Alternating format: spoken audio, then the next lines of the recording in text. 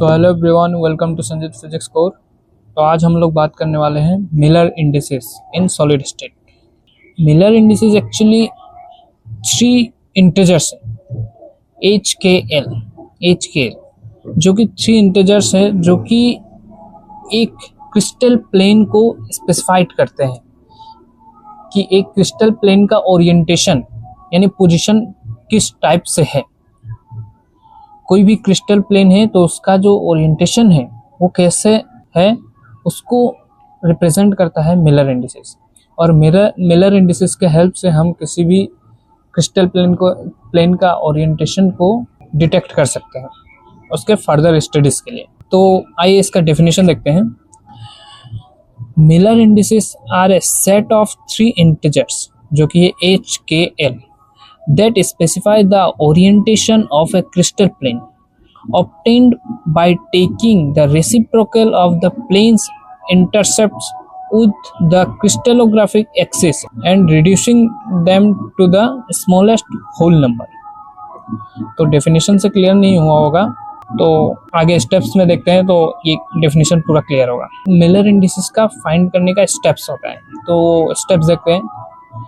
तो suppose that ये एक 3 डायमेंशनल एक्सिस है, तो हम यहाँ पर ओरिजिन पे सपोज कर लेते हैं कि ये यहाँ पर कोई एक एटम या फिर कोई भी एक पॉइंट सपोज कर लेते हैं। तो एक्स डायरेक्शन में है ए, वाई डायरेक्शन में है बी एंड जेड डायरेक्शन में है सी। तो हम लोगों ने एक प्लेन बना लिया, क्रिस्टल प्लेन, जो कि एक्स डायरेक्शन में 3a पर है, वाई डायरेक्शन में 2b पर है एंड जेड डायरेक्शन में 2c पर है। ये जस्ट हमने लेट किया एक क्रिस्टल प्लेन। तो स्टेप 1 पे क्या है कि टेक ए पॉइंट और a atom as origin and construct 3 coordinate axis, find the intercepts of the plane along 3 coordinate axis. यहीं पर जो हमने बोला अभी, x पर 3a, y पर 2b एंड z पर 2c। आप लोग पूरा देखिए तो आप लोगों को क्लियर होगा, हाफ में अभी कंफ्यूजिंग लगेगा। एंड सेकेंड स्टेप क्या है कि express the intercept as the multiply of A B C. जो ए था, 3a 2b 2c था, उसका सिर्फ हमने कोफिशिएंट न्यूमेरिकल वैल्यू जो 3 2 एंड 2 था वो हमने लेट किया। अब जो 3 2 2 है उसका हम लोग लेंगे reciprocal. Take reciprocal of intercepts जो कि होगा 1/3, 1/2 एंड 1/2। अब क्या करना है कि reduce reciprocals of intercept into smallest set of integer in the same ratio by multiplying their LCM। जो इन तीनों का LCM होगा, उन तीनों के LCM से इन तीनों को मल्टीप्लाई करना है। ईच तीनों को अलग अलग टाइम मल्टीप्लाई करना है। जो इनका LCM होगा 3 2 2 का LCM होगा 6, तो 6 से सबको मल्टीप्लाई करना है। तो 1/3 को 6 से मल्टीप्लाई करने से हो जाएगा 2, 1/2 को 6 से मल्टीप्लाई करने से हो जाएगा 3 एंड सिमिलरली 3। तो therefore the Miller indices is the 2 3 3, जो कि h का वैल्यू 2, k का वैल्यू 3 एंड l का वैल्यू 3। तो इसका मतलब जो ये क्रिस्टल प्लेन है उसका कोऑर्डिनेट शो करता है। अल्टीमेटली एक क्रिस्टल प्लेन का जो कोऑर्डिनेट है उसको ही शो करता है ये मिलर इंडिसेस, जो कि है एच के एल।